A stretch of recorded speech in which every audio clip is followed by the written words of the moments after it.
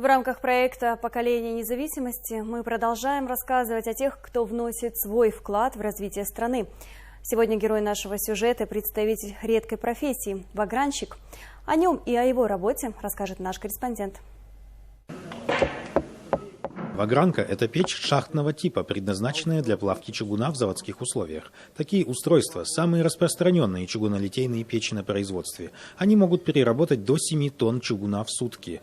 Вот за таким агрегатом и трудится наш герой. Он мало говорит и много делает. Серик Кулмагамбетов принадлежит к династии металлургов. Этой профессии был верен и его отец. Многому из того, что я умею, меня научил мой отец. Как чинить печь, как за ней ухаживать. Это все он рассказал мне. Эти знания очень пригодились мне в работе.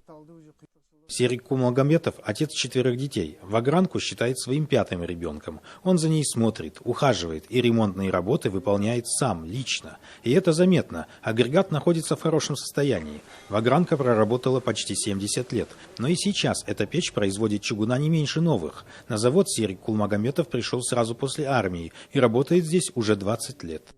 20 жылда коллектив өзгерді. Барлығы құрылыс нелер өзгерді. Бірақ менің бұл пешім әлі өзгерген жоқ, сол қалпы. Наш герой – сын известного в Жезказганском регионе металлурга Омирбека Кулмагамбетова. В этом плавильном цехе он трудится более 40 лет. Его руки помнят каждый станок, каждый инструмент здесь.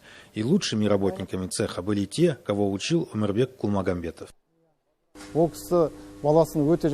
Он и сына своего воспитал хорошо, достойно. Он пошел по его стопам. Теперь вот бригадиром стал правильной бригадой. И сам многому учит молодых ребят. Можно сказать, что вагранщик уже исчезающая профессия, так как сейчас такие агрегаты заменены на электропечи. К примеру, в Жезказгане эта вагранка единственная. Сам же Серик Кулмагамбетов говорит, что вклад металлургов в развитие страны – это непрерывное производство, и вагранщики вносят свою лепту. Стоит отметить, что герой нашего сюжета за свой труд был удостоен множества наград. Кирилл Васильев, Аман Хамид, телеканал СРК.